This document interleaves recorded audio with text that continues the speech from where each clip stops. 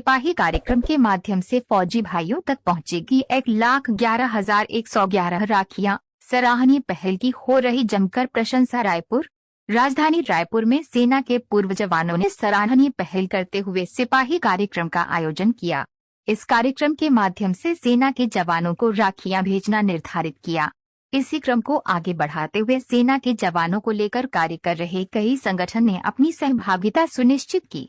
आज रायपुर के भारत माता चौक पर सिपाही कार्यक्रम का आयोजन सफलतापूर्ण रूप से संपन्न हुआ, जिसमें एक आर्मी संस्था समेत अन्य संगठनों ने इसे सफल बनाने में अपनी अपनी महत्वपूर्ण भूमिका अदा की। जहां संस्थाओं द्वारा हजारों राखियां भेंट की गई, जो कि कई अन्य शहरों से गुजरते हुए बॉर्डर एरिया पर पहुंचेगी और भाई बहन के अटूट प्रेम को प्रदर्शित करते रक्षाबंधन पर्व के शुभ अवसर पर फौजी भाइयों को रक्षा सूत्र भेंट किया जाएगा। पूर्व सैनिक संगठन सिपाही और पूर्व सैनिक महासभा का कार्यक्रम है। सिपाही रक्षा सूत्र कार्यक्रम है। हम महासभा में 16 संगठन है, जिसमें एक्स आर्मी संगठन जो है यहाँ का फाउंडेशन है वो भी है, सिपाही भी है और सारे संगठन हैं यहाँ छत्तीसगढ़ के। हमारा आपस में मिलके काम करते हैं, कोई हम लोगों में कोई भेदभाव नहीं है, कुछ भी नहीं है जी। तो और अपना ये जो है कि ये अच्छी मुहिम है जी, तो ये मुहिम कहाँ तक लेके जा रहे हैं आप?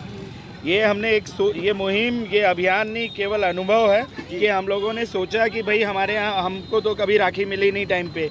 जिस दिन राखी होती थी उस दिन नहीं मिलती थी, दिवाली के दिन दिवाली नहीं, होली के दिन होली नहीं। तो ऐसा तो होता ही है। पूरे होली मनाने आ जाएंगे तो सीमाओं को कौन देखेगा? आधे मनाते थे, आधे दूसरे दिन मनाते थे। तो ये ऐसा होता ही है। पुलिस करते हैं लोगों ने जो गलत, आप उस दिन माहौल मनाते हो हमको निकालने के लिए। देशभक्ति है, माहौल देशभक्ति। तो हमारा 11,011 राखियां के एक पंडित जी ने बोला है, 11 का आंकड़ा टूटता नहीं है तो टूटेगा नहीं। तो ये आंकड़ा है और बाकी आप लोग इसको हल्ला करिए, बताइए पूरी दुनिया में, पूरे देश में जानी चाहिए ये खबरें कि राखियां आपको देनी है।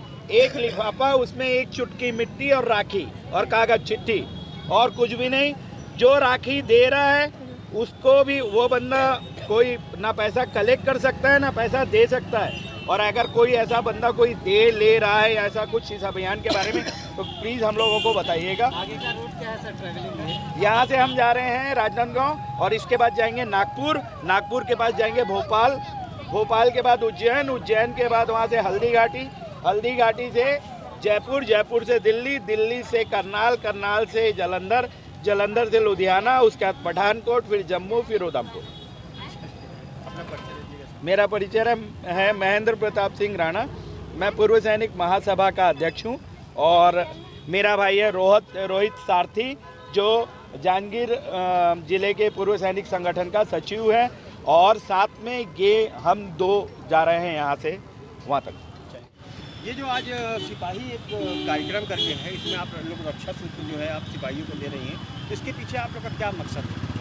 एक तो हमारा ये मकसद है कि वो देश से बाहर कारगिल में हमारे लिए सुरक्षा कर रहे हैं। इसके लिए हम सुरक्षा छत्र धागा जो भेजे हम लोग रक्षाबंधन के टाइम में, वो भाई भी ऐसे वीर भाई हैं जो अपने घर परिवार से अलग होकर, उनकी आंखों में भी आंसू ज़रूर होगा कि आज के दिन हमें हमारी बहनों ने राखी नहीं बांधी।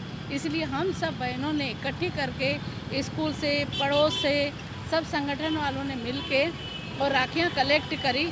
11,11,11 राखियाँ, इसलिए कि हमारे भाइयों को हमेशा ऐसी शक्ति दे ईश्वर कि वो देश के लिए लड़ते हैं और हम दुआएं करेंगे कि वो कुशल पूर्वक रहें और हमेशा वहाँ पर जीत पाएँ। इसके लिए हम लोग रक्षा सूत्र भेजे हैं। इसको लेकर आप लोगों के आगे क्या कुछ और भी योजनाएं हैं? हमारी बहुत सारी योजनाएं हैं कि हमेशा हम लोग कारगिल के लिए हर त्यौहार में, इससे पिछले साल भी हमने सिद्धि समाज की तरफ से राखियां भेजी थी और जब भी समय होगा उनको कोई भी ऐसी ज़रूरत होगी तो हम लोग हमेशा उनके लिए तैयार रहेंगे और उनके लिए सुरक्षा प्लस कुछ भी मदद लगेगी हम ज़रूर करेंगे। और हमारी जो महिलाएं हैं यहाँ पर, जिनके पति वीर गति को प्राप्त हुए हैं, वहाँ से तिरंगे में आए थे लपेट के, हम उनके घर जाएंगे। यदि उनके बच्चों को कोई परेशानियाँ हैं तो हमारी ये सोच है कि हम उनके लिए कुछ न कुछ ऐसा करेंगे ताकि उनको दर दर भटकना न पड़े, क्योंकि उनके पति या भाई वीर गति को प्राप्त हुए हैं, वो भी इस देश के लिए। इसलिए हम उनके लिए हमेशा तैयार रहेंगे सेवा करने के लिए। ये हमारी सबसे अच्छी सोच है। राधा राजपाल, एक्स आर्मी की प्रदेश अध्यक्ष। जैसे भाई ने अभी हमारे सैनिक महेंद्र राणा ने जो रक्षाबंधन का ये जो रक्षा सूत्र लेकर के सैनिक भाइयों को ले जा रहे हैं, वैसे ही रायपुर के अंदर में एक सैनिक संगठन है, एक्स आर्मी फाउंडेशन, जिसके हमारे संरक्षक भी आज बसंत भैया खड़े हैं।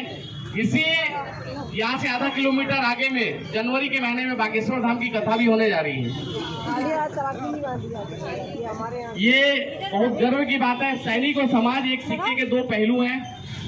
अगर सैनिक नहीं है तो समाज विकसित हो जाएगा, और अगर समाज नहीं है तो सैनिक विकसित हो जाएगा, क्योंकि दोनों ही एक दूसरे की दूरी है। आप लोग ही हमारे मनोबल को बढ़ाते हैं, हमारे ऊपर ही यकीन करते हैं कि हमारे भाई लोग हैं, जिसके कारण आप लोग यहाँ पर चैन की नींद, अमन की नींद और शांति के साथ रह रहे हैं। चलो बेटा आ जाओ, कृपया लाइन बनाइएगा, हम भागा दौड़ी मत करिए। सिपाही करके जो एक अभियान चलाया गया रक्षा सूत्र को लेकर, ये एक अच्छा अभियान है और इसमें आपकी क्या सहभागिता है और आपकी उपस्थिति बता रही है कि यहाँ पे कुछ न कुछ बेहतर होने वाला है। समाज के सभी वर्ग मिलकर एक्स आर्मी फाउंडेशन और पूरे भूतपूर्व सैनिकों का संगठन मिलकर इस आयोजन को रखे हैं, और ये अभूतपूर्व आयोजन है कि देश के सैनिक जो देश की रक्षा करते हैं, हम उनके लिए रक्षा सूत्र भेजें, क्योंकि वो वहाँ हैं, उनको भी बहनों की कमी खलती है। तो समाज में एक अच्छा संदेश जाएगा कि पूरा समाज मिलकर, हमारी भी माँ भारती विद्यालय है, वहाँ से भी छोटे छोटे बच्चों ने राखियाँ भेजी हैं। तो ये एक अभूतपूर्व आंदोलन, एक आने वाले समय में मुझे ऐसा लगता है कि और बड़ी मुहिम लेगा। ये शुरुआत है। मुझे ऐसा लगता है आज 1,01,111 भेजे हैं, अगले बार करोड़ों राखियाँ भेजेंगे हमारे सैनिकों के लिए। जी जी, ये जैसे कि बसंत अग्रवाल एक बहुत एक धार्मिक नाम है, लेकिन धर्म से अब निकल के जो है वो सर्वव्यापी हो रहा है। क्या इस बारे में बताइए थोड़ा सा अपने बारे में। ये धर्म नाम जाने वाला धर्म जिसके साथ है वो कहीं भी जा सकता है, उसको सोचने की जरूरत नहीं है। धर्म से ऊपर कुछ नहीं है, धर्म के नीचे ही सारी चीज़ें। तो जो भी आएंगे वो निश्चित रूप से आते जाएंगे, मुझे बुलाने की जरूरत नहीं है। राजनीति धर्म की दासी मानता हूँ मैं। चलिए, यानी ये कहीं ना कहीं राजनीति की ओर जा रहा है। अब धीरे धीरे बसंत अग्रवाल में राजनीतिक गलियारे में नहीं, राजनीति, मैं फिर कह रहा हूँ कि धर्म से बड़ा कुछ नहीं है। जहाँ तक राजनीति की बात है, राजनीति सेवा का सबसे अच्छा माध्यम है। तो निश्चित रूप से आदमी को राजनीति के माध्यम से समाज में सेवा करनी चाहिए। यदि मुझे कहीं ऐसा अवसर मिलता है तो निश्चित रूप से मैं अपने दायरे को बढ़ाना चाहूँगा। चलिए, हमारी ओर से आपको शुभकामनाएं। धन्यवाद आपका। ये जो रक्षा सूत्र यहाँ पर हम छत्तीसगढ़ के तमाम माताओं, बहनों, बच्चों से, स्कूलों से, संस्थाओं से कलेक्ट किए हैं, ये सैनिकों के लिए जा रहा है, जो हमारे देश आर्मी, नेवी, एयरफोर्स तीनों ही सेनाओं के लिए, साथ में पैरामिलिट्रीज, ठीक है, जो यूनिफॉर्मधारी हमारे सैनिक, BSF, CRPF, CISF, ITBP, उन सैनिकों के लिए भी ये राखियाँ जा रही हैं। ये पूरे देश के सैनिकों में बटेंगी राखियाँ। और जो ये मुहिम छत्तीसगढ़ से शुरुआत हुई है, ये मुहिम की हम तारीफ़ करते हैं कि क्योंकि जब कोई त्यौहार आता है ना, तो सैनिक की जो नज़र होती है वो अपने घर की तरफ रहती है। उसको हर वो त्यौहार, हर वो अपने दोस्तों की याद, परिवार की याद, ये सब आता है। जब ये राखियाँ पहुँचेंगी तो उनको लगेगा कि मेरी बहन ने भेजा है, ठीक है, उनकी कलाई सुनी नहीं रहेगी। और उससे वो एक सैनिक का आत्मबल बढ़ता है कि आज मेरे देश के हर वो नागरिक, हर वो माताएं, बहनें, समाज के प्रबुद्ध लोग सभी हमारे सैनिकों के लिए जब ये भेजेंगे तो उनको एक देश प्रेम की भावना अटूट होगी कि आज मैं और अच्छे से ड्यूटी करूंगा, जिससे कि मेरे देश के नागरिकों पर आँच ना आए। अच्छा, अभी जैसे सोशल मीडिया का चल रहा है, अभी बॉर्डर पे बहुत सारी समस्याएं जैसे अभी कुछ सैनिकों को रहती है, तो वो सोशल मीडिया के माध्यम से भी अपनी बातों को रखते हैं। तो क्या ये उचित है कि उनको सोशल मीडिया से रखें कि वो अपने विभाग के ऊपर निर्भर रहें? देखिए, इसमें अगर ये डिपार्टमेंटल प्रॉब्लम होता है, अपने अधिकारियों को पहले बताएं अगर उसको कोई समस्या, प्रॉब्लम है, चाहे वो किसी भी सेक्टर का हो, चाहे प्राइवेट सेक्टर हो, गवर्नमेंट सेक्टर हो या सेना हो। अगर अधिकारी नहीं सुनता है या कोई प्रॉब्लम, परेशानी आ रही है, तब तो आजकल सोशल मीडिया का ज़माना है और मीडिया चौथा स्तंभ है इस देश का।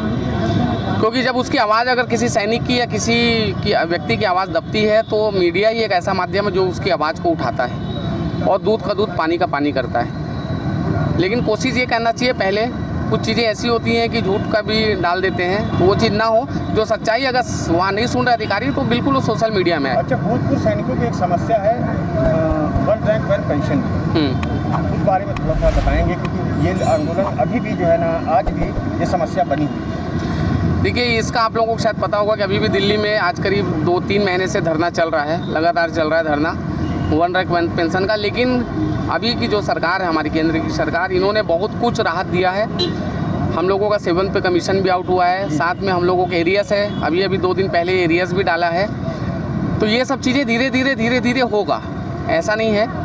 और ये कहा जाए कि वर्तमान केंद्रीय सरकार ने काफ़ी कुछ बदलने का प्रयास किया है। हाँ, किया है, तो इसकी हम सराहना भी करनी चाहिए। बिल्कुल करनी चाहिए। और इस पर राजनीति सेना नहीं, राजनीति हम लोग का मानते हैं जी।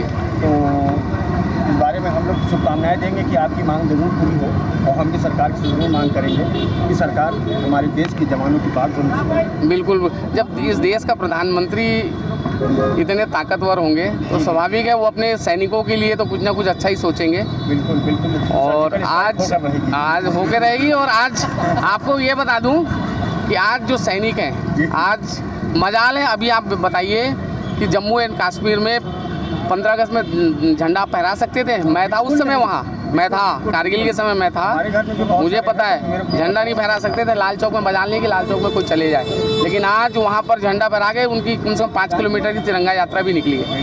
ये बहुत गर्व की बात है। आने वाले दिनों में और कुछ प्रोग्राम का?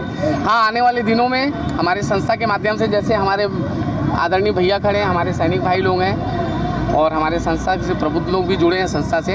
हमारा, देखिए मैं आपको बता रहा हूँ, हमारी जो ये संस्था है, सैनिक और समाज दोनों को लेकर के, क्योंकि हमारा ये सोच है, और सेना में हमें सिखाया भी जाता है, हम रक्षा किसकी करते हैं? हमारे देश के नागरिकों की।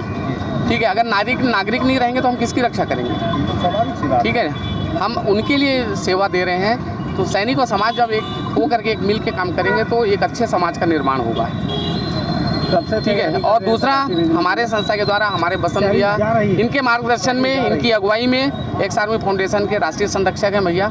अच्छा। और इनकी अगुवाई में बागेश्वर धाम महाराज की कथा का आयोजन 22 जनवरी से लेकर 26 जनवरी तक होने जा रहा है। इसी रायपुर में भैया के ही जगह पर हो रहा है। चलिए, अपना परिचय दे दीजिए। मैं Dinesh Mishra, ex army foundation का राष्ट्रीय अध्यक्ष, रायपुर का निवासी। जय हिंद, जय भारत।